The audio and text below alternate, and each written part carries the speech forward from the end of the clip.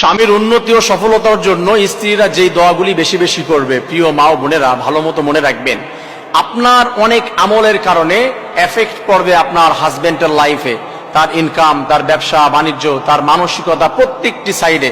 আপনার ভালো কিছু কার্যক্রম তার জন্য পরিবর্তন আসবে, আপনার খারাপ কিছু কার্যক্রম তার জন্য বিপদ ডেকে আনবে। এজন্য আপনার অনেক আমল রয়েছে যেগুলোর কারণে আপনার হাজবেন্ডের ভাগ্য পরিবর্তন হয়ে যেতে পারে। আপনার হাজবেন্ড সফলতা অর্জন করতে পারছে না, যেখানে যাচ্ছে ব্যবসায় শুধু লস খাচ্ছে, আপনার হাজবেন্ড ভালো চাকরি পাচ্ছে না, আপনার হাজবেন্ড সুস্থ হচ্ছে না, অসুস্থ হয়ে পড়ে আছে।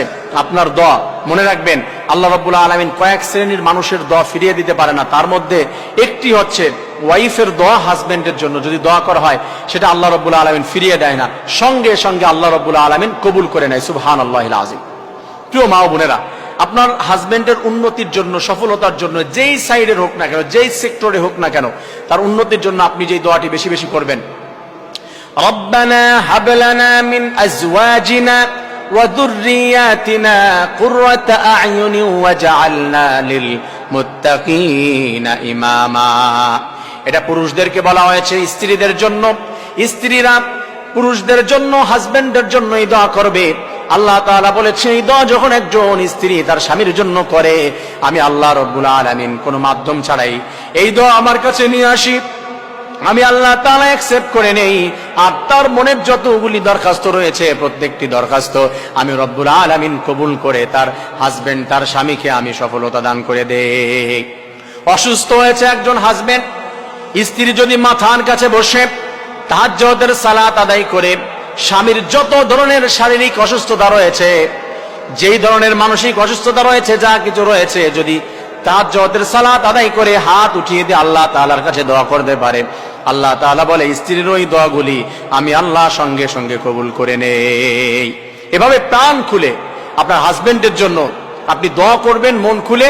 যেই কারণে হোক, আপনার হাজবেন্ড আপনার কথা শুনে না, আপনার হাজবেন্ড হচ্ছে মাদকাসক্ত, আপনার হাজবেন্ড হচ্ছে মারধর করে, অন্য মেয়েদের সঙ্গে কথা বলে, আপনার হাজবেন্ডের অসুস্থতা রয়েছে, সেটা শারীরিক বা মানসিক, যেই দিক দিয়ে তার দুর্বলতা রয়েছে, আল্লাহ তাআলার কাছে দোয়া করুন, বেশি বেশি দুরূদ পড়ুন, ইস্তেগফার পড়ুন, এবং তার মাথার পাশে বসে, সে জানবেও না আপনি রাতের বেলা উঠেছেন, তাহাজ্জুদের সালাত আদায় করছেন এবং আল্লাহ তাআলার কাছে চান। এভাবে যদি চাইতে পারেন, নিঃসন্দেহে আল্লাহ রাব্বুল আলামিন আপনার প্রত্যেকটি দরখাস্ত কবুল করে নিবে এবং আপনার হাজবেন্ডের সমস্ত সফলতা আল্লাহ তাআলা দিয়ে দিবে। টাকা পয়সার প্রয়োজন রয়েছে, আত্মীয়তার সম্পর্ক হচ্ছে না, সে তার আপনার বাবা বাড়ির সঙ্গে তার সম্পর্ক ভালো না, আপনি এভাবে দোয়া করবেন যে আল্লাহ আমার বাড়ির সঙ্গে আমার হাজবেন্ডের সম্পর্ক ভালো না, আমার মাকে দেখতে পারে না, বাবাকে দেখতে পারে না। অনেক এরকম রয়েছে, অনেকের হাজবেন্ড যে তার বাবার বাড়ির লোকজনকে দেখতে পারে না, ওয়াইফের। সেক্ষেত্রে আপনি দোয়া করবেন আল্লাহ তাআলার কাছে, অবশ্যই আল্লাহ রাব্বুল আলামিন কবুল করে নেবে। আমার প্রত্যেকটি মা বোনদেরকে তার স্বামীর জন্য বেশি বেশি দোয়া করে তার স্বামীর ভাগ্য পরিবর্তন করিয়ে নেওয়ার আল্লাহ তাআলা তৌফিক দান করুন, আমিন।